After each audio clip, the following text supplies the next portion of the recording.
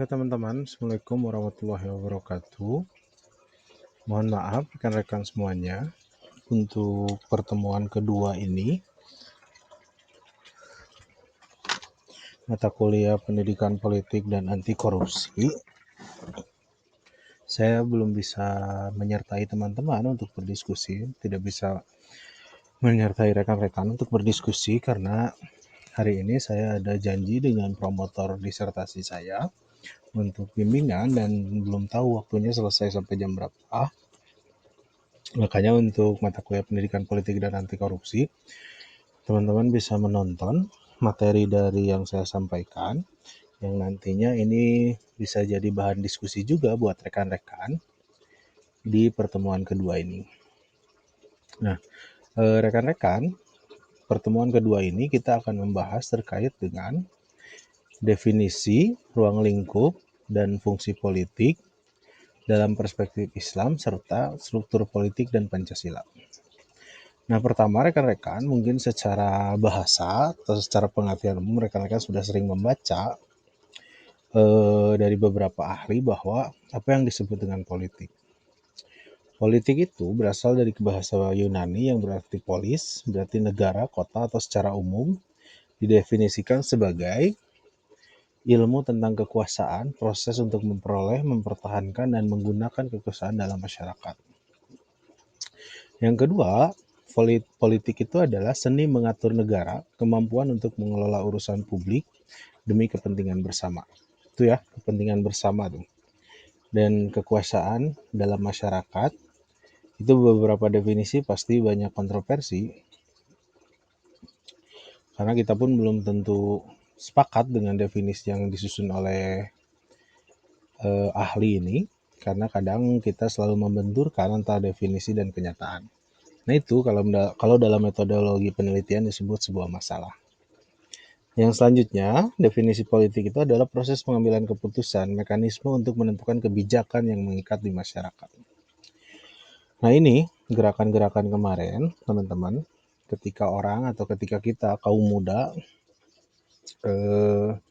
lebih apatis terhadap politik, padahal semua kebijakan dan kehidupan sehari-hari kita itu diatur oleh kebijakan-kebijakan yang keterkaitan dengan kebijakan politik.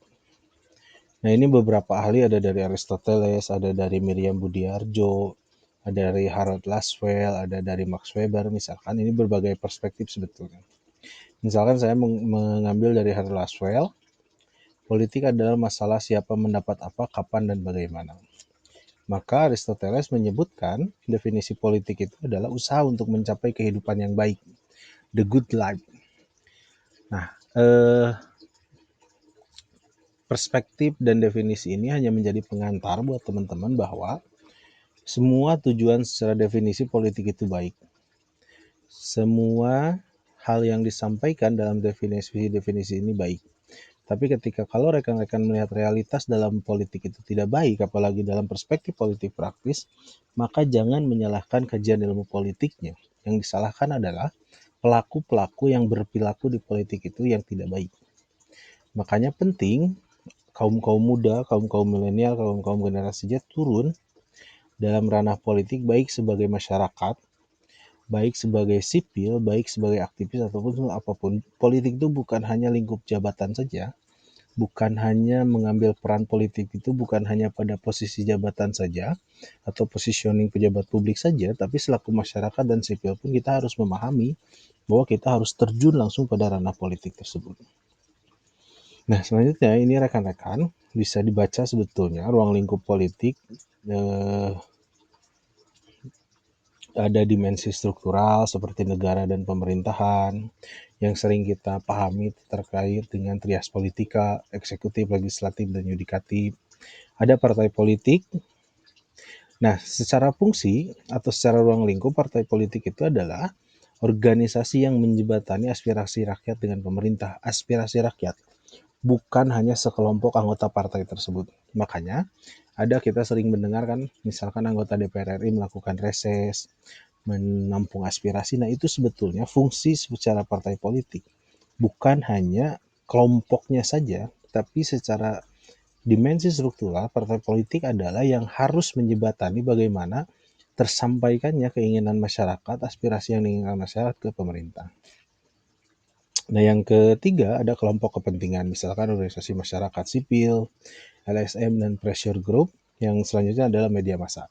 Nah, karena kita kajiannya komunikasi penyiaran Islam, di sini media memiliki peran yang sangat penting. Misalkan kemarin kejadian yang terbaru, walaupun sudah dikembalikan, misalkan ketika wartawan CNN mempertanyakan MBG yang keracunan dan kartu pers di istananya ditarik, yang pada akhirnya jadi polemik. Nah, itu sebetulnya fungsi media massa yang benar. Bukan include pada pemerintahan, tetapi ikut mengkritisi dan ikut menjaga pemerintahan supaya tetap pada alurnya dan tetap pada jalurnya. Jangan sampai pers atau media massa malah terjun menjadi penyambung lidah penguasa. Tapi media massa itu harus menjadi pengawas.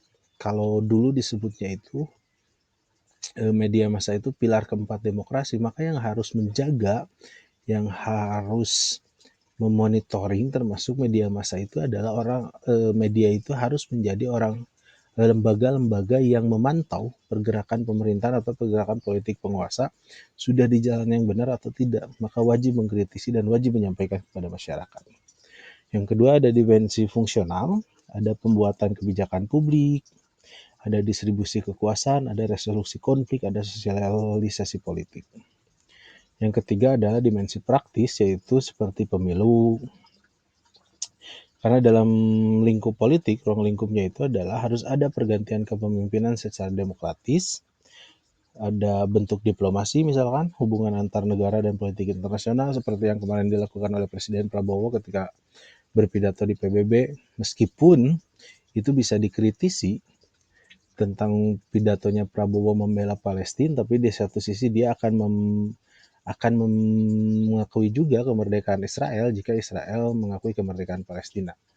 Nah, itu adalah proses diplomasi sebetulnya. Proses diplomasi itu menentukan bagaimana kebijakan-kebijakan luar negeri kita dan bagaimana dampak bangsa kita diakui oleh negara lain. Ada kebijakan publik dan ada gerakan sosial. Nah, selanjutnya rekan-rekan, maka apakah politik ada fungsinya? Di sini saya membagi kepada 3 hal. Fungsi politik itu, fungsi pertama fungsi input, fungsi kedua fungsi output, dan fungsi ketiga adalah fungsi integrasi. Maka fungsi input itu misalkan sosialisasi politik, rekrutmen politik, artikulasi kepentingan, dan agregasi kepentingan. Yang selanjutnya misalkan fungsi outputnya itu pembuatan kebijakan. Nah, ini sebetulnya keterkaitan rekan-rekan, misalkan sosialisasi politik, rekrutmen politik, artikulasi kepentingan, agregasi kepentingan itu untuk supaya ketika kita menanamkan nilai norma, ketika politisi memiliki norma, ketika kita masyarakat sipilnya memiliki norma, memiliki orientasi politik, memiliki nilai dalam politik, ataupun kita bergabung langsung pada proses pengisian jabatan-jabatan publik yang melalui mekanisme politik, maka aspirasi-aspirasi masyarakat tersebut adalah keluarnya menjadi fungsi output tadi. Kebijakan itu merumuskan aturan yang mengikat masyarakat, tapi bukan dari ranah kepentingan dari atas. Harus dari aspirasi masyarakat kebutuhannya apa, maka dibuat kebijakan, lalu kebijakan itulah yang nantinya jadi bahan buat masyarakat taat terhadap aturan tersebut. Jangan sampai ada kebijakan tapi masyarakat tidak pernah memberikan aspirasi, tapi tiba-tiba kebijakan itu muncul. Maka harus kesinambungan antara masukan yang didapatkan oleh pejabat publik dengan kebijakan yang dikeluarkan. Nah, selanjutnya ada penerapan kebijakan dan ada adjudikasi kebijakan. Nah, fungsi yang ketiga dalam fungsi politik adalah fungsi integrasi, bagaimana komunikasi politik, menyebarkan informasi politik kepada masyarakat itu menjadi penting. Apa yang menjadi kebijakan politik, maka masyarakat harus mengetahui apakah itu lewat media sosial, lewat media konvensional. Yang paling terpenting, kebijakan politik itu harus tersampaikan ke masyarakat. Karena apa? Karena dampak dari kebijakan politik itu bukan hanya yang membuat kebijakan, tapi masyarakat pun akan berdampak dan merasakan dampak dari kebijakan tersebut. Yang selanjutnya ada fungsi dalam integrasi itu fungsi pengawasan. Dan yang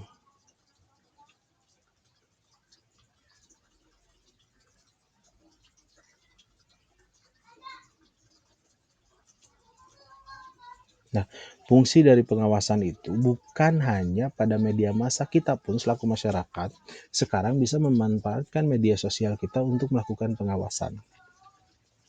Dengan Undang-Undang Keterbukaan Publik dan Undang-Undang Keterbukaan Informasi, maka kita masyarakat berhak dan bisa meminta hal-hal yang informasinya publik dan hal-hal yang informasinya umum untuk diketahui oleh masyarakat.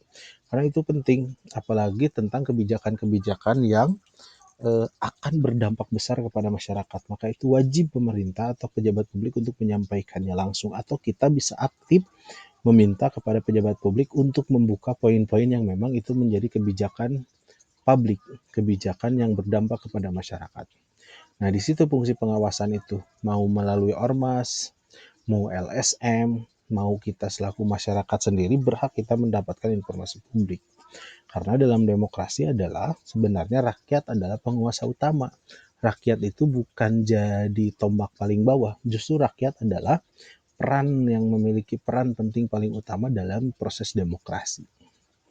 Makanya akan menjadi gambaran pemimpin yang kita tampil hari ini atau perwakilan rakyat kita di DPR RI, di DPD RI ataupun lembaga legislatif yang tampil hari ini adalah itu representasi dari pemilihnya tersendiri. Jangan sampai kita nggak milih orang tersebut, ya nggak bisa. Karena orang tersebut adalah yang mewakili kewilayahan kita, dapil kita atau yang lain. Nah, saya menyampaikan di sini ada perspektif Islam tentang politik. Yang pertama, kalau dalam Islam sumber utama tetap Al-Quran dan hadis dan nilai-nilai politik Islam. Yang disebut kalau di Islam itu siyasah. Maka teman-teman sudah lebih hatam dan lebih paham lah. Teman-teman bisa membaca surat Ali Imran ayat 159, surat An-Nahl ayat 90, maka beberapa halnya itu bisa tersampaikan. Maka dalam Islam, konsep kekuasaan dalam Islam itu bukan hanya berbicara pada ranah khilafah atau khalifah atau imamah misalkan. Tapi justru Islam itu berbicara kepemimpinan tidak berbicara pada konsep kekuasaan. Tapi berbicara secara, kalau menurut perspektif saya, Islam berbicara pada ranah bagaimana menjalankan kekuasaan tersebut. Misalkan ketika manusia diciptakan sebagai khalifah di bumi, maka harus seperti apa kita ini sebagai khalifah itu menjaga bumi itu harus seperti apa. Terus bab amanah, terus accountability, harus bertanggung jawab ketika menjadi pemimpin dan dilarang berbuat zalim. Nah, poin-poin itu konsep cara berkuasa sebetulnya, bukan konsep kenegaraan atau konsep pemerintahan sebetulnya. Karena itu pasti debatable. Apakah Rasul mencontohkan khalifah?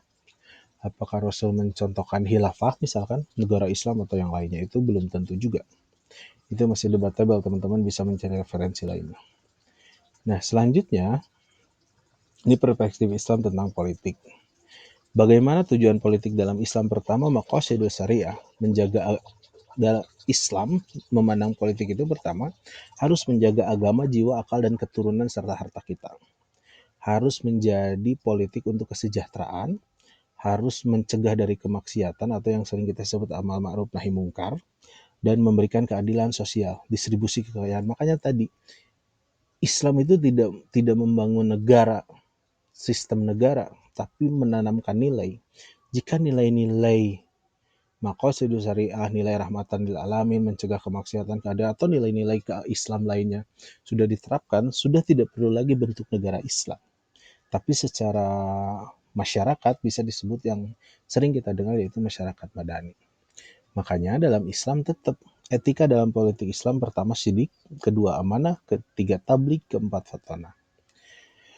Nah, dalam Islam juga, karena ini kita mata kuliah politik juga dan anti korupsi, maka anti korupsi dalam Islam pertama yang disebut riswah, dilarang menyuap, dilarang gulul, mengambil harta negara secara tidak sesuai aturan, prinsip ifah, menjaga diri dari yang haram, sanksi tegas, hukuman berat bagi pelaku korupsi.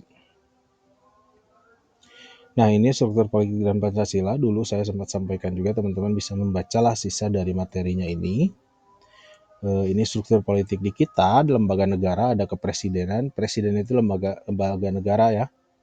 Ada MPR, ada DPR, ada DPD. Secara fungsi teman-teman bisa sudah paham lah.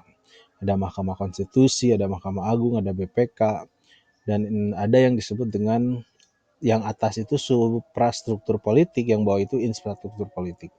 Ada partai politik, ada organisasi kemasyarakatan, ada media massa, ada lembaga swadaya masyarakat, ada tokoh masyarakat. Nah, sistem politik dalam Pancasila, kenapa kita membahas sistem politik dalam Pancasila? Karena negara kita itu berlandaskan ideologi Pancasila. Karena ideologi, maka harus diterapkan kepada semua hal. Pertama, misalkan demokrasi Pancasila, bukan demokrasi liberal maupun totaliter. Sistem presidensial, negara kesatuan, multipartai, terus check and balance-nya itu, pemisahan kekuasaan harus jelas tuh, mana kekuasaan legislatif, mana kekuasaan eksekutif, mana wewenang yudikatif. Itu tidak boleh saling mencampur adukan karena semuanya memiliki kebijakan masing-masing dan saling mengawasi serta saling mengingatkan. Nah, selanjutnya teman-teman, apa yang menjadi tantangan dalam mengimplementasikan Pancasila dalam politik? Pertama, yang paling kita sering lihat adalah masalah korupsi. Kemarin beberapa tahun terakhir ini kita sering lihat masalah korupsi di kita itu sudah bukan miliaran lagi, bahkan ratusan triliun, bahkan ada yang hampir menyentuh 1.000 triliun misalkan. Yang kedua, tantangan selanjutnya adalah politik identitas, ketimpangan sosial, krisis kepercayaan. Nah, ketimpangan sosial kan kemarin sangat jelas tuh. Harusnya dalam gap Pancasila itu antara elit dan rakyat itu harus jelas timpangnya. Makanya kan keadilan sosial bagi seluruh masyarakat Indonesia. Makanya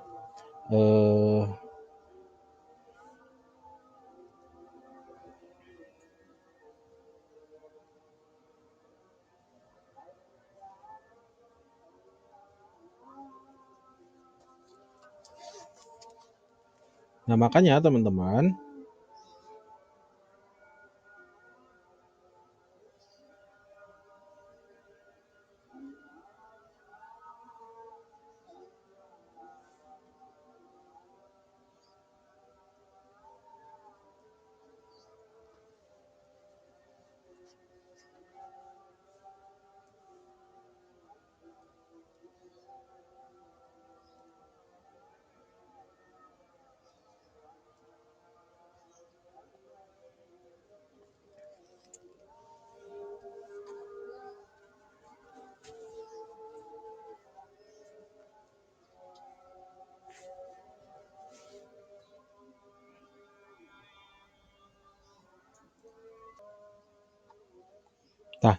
nah rekan-rekan, meskipun kemarin kita tidak pernah tahu siapa yang penyebab kerusuhan atau perampasan aset-aset anggota dewan misalkan, tapi ketimpangan itu satu waktu kalau tidak diselesaikan maka akan terjadi konflik-konflik seperti itu terus-menerus dan gampang untuk dipanas-panasi.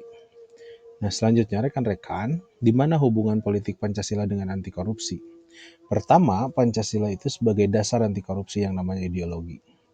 Jika kita lihat dikaitkan dengan sila pertama, maka korupsi adalah dosa besar. Sila kedua, korupsi melanggar hak asasi manusia. Yang ketiga, korupsi merusak persatuan bangsa. Sila keempat, jika dikaitkan korupsi mengkhianati amanah rakyat. Dan dikaitkan dengan sila kelima bahwa korupsi menciptakan ketimpangan tadi. Maka ada beberapa hal yang bisa kita lakukan dalam strategi pemberantasan anti korupsi. Pertama ada prevention, sistem pengawasan dan transparansi. Yang kedua ada enforcement, penegakan hukum yang tegas. Yang ketiga ada education, pendidikan karakter anti korupsi. Yang ketiga ada kultur, membangun budaya integritas. Nah, kultur itu harus dibangun sejak dini. Tidak bisa kita berharap kultur itu dibangun dari atas, dibangun dari sejak dini, dari mulai rumah, tempat pendidikan, sekolah, dan yang lainnya. Nah, rekan-rekan,